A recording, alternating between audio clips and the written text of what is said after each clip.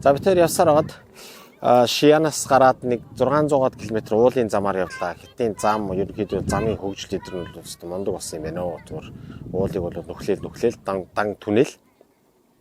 Тэгээ нөгөө GPS-ийг ашиглаа явахад бол маш нэг төөрөд ах юм байхгүй.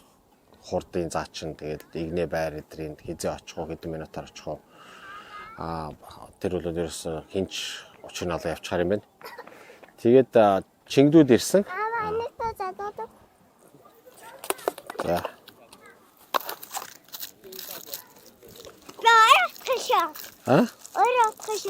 Өөрөө утгах юм уу? За. Чам гоё юу нэ? Панда гоё юу нэ? Панда үзсэн үү? Панда ямар байсан?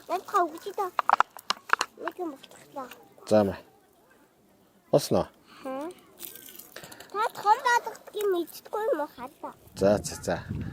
За тэгээд Чингдүү гэж хотод ирсэн. Чингдүү хот нь бол хүн ам нь 15 сая юм байна. Тэгээд ирж гарч байгаа хүмүүсийн нийлээд ерөнхийдөө бол 20 сая хүнд гантай. Хятадын баруун талын ерөнхийдөө бол хамгийн том хот нь гэж байна. Сонирхолтой юмнуудаас одоо юу мэдэж олсон байг бол одоо Японд дэлхийн 2 дугаар дайны дараа хятадууд цэргийн технологи ерөнхийдөө цэргийн үйлдвэрүүдээ бол ийшээ нүүлгсэн гэж байна. Зайдуу хамгийн хол газар руу.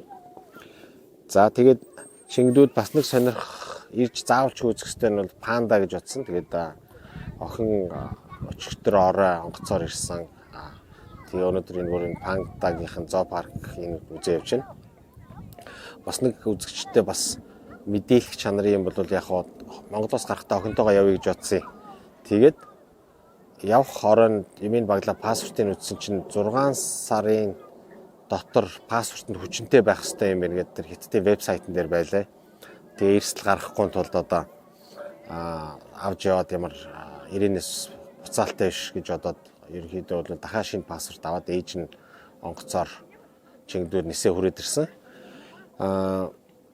Билетийн бол ерөнхийдөө маш хямдар одоо Чингдүү Хятадын альч хот руу аялахад бол E-China гэдэг нэг вебсайт үүд юм байлээ. Монголын Хятадын нислэгүүдийг бүгдийг холбогдсон. Тэгээ тэрүүр харахад бол ерөнхийдөө бол бараг жил нэг 300 мянган төгрөгөөс хүрээд ирэх юм байлээ. Гэтэ 90-ээс шүү. 90-ээс дамжаад нэг $100 ч юм байлгүй да. Бас нэг хэрэгтэй мэдээлэл юу олж мэдсэн байг бол 90-ээс урагшаага Улаан цав гэж хот байлаа. Тэр хүртэл бол за нэг 4 цаг явахаар шинжтэй байсан баг. Яг Улаан цаваар бид нар хоёр бол зогсоогүй дайраа өнгөрцөн. Тэр тэнд очих юм бол Хятадын хурдны галт хэрэгтэй бас холбогдчих юм бэл. Тэгэхээр бараг л заримдаа онгоцноос илүү хурдны галт хэрэг нь хамаагүй амар байж магадгүй. Ягаад гэвэл 2 цагийн өмнө очин дахиад чекин, security ингээл ачаагаа аавна. Ерөөс цагийн 4 цаг одоо 40 минут гэх юм бол 4 цаг давхиал шууд багонд ороо суучих бас боломжтой. Тэгэх юм бол одоо хурдны галт хэргийнхаа сүлжээнд орчих юм бол тэгээд хаашаад бол хаашаа Хятадд хурдны галт хэрэг бол бараг онгоцны арайч онгоцонд өрөхгүй байна. 350-тай явд юм байна. Хурдтай.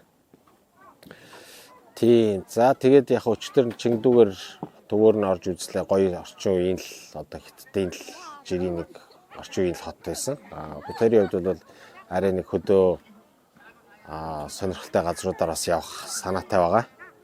Машины хувьд бол паркинг бол төврөө мэдээж альж том хот руу манай Улаанбаатар ч гэсэндээ хэцүү шттэ хот руу орж байгаа. Тэгээд ерөнхийдөө бол 5 дахь зам дээр буудал аваад байрлаад байж байгаа. Буудал бол нэг 120 юан болоо 130 юан 60-70 мянган төгрөг юм байл. Тэгэхээр бол машиндаа хонхоос илүү бараг арай тухтай буудал байрлаа яваад байгаа.